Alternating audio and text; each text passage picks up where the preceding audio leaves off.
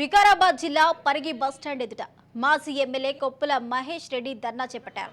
కాంగ్రెస్ ప్రభుత్వం ఎల్ఆర్ఎస్ పేరుతో వేల కోట్లు దోచుకుంటున్నారని, ఎలాంటి ఛార్జీలు లేకుండా ఫ్లాట్లను క్రమబద్ధీకరణ చేయాలని డిమాండ్ చేశారు.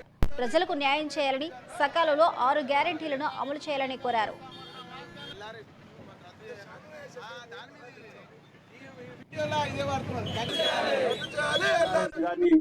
ఉచితంగా చేస్తామని వాళ్ళు అప్పుడు అన్ని కూడా మాటలు మాట్లాడే ఎన్నికల సందర్భం.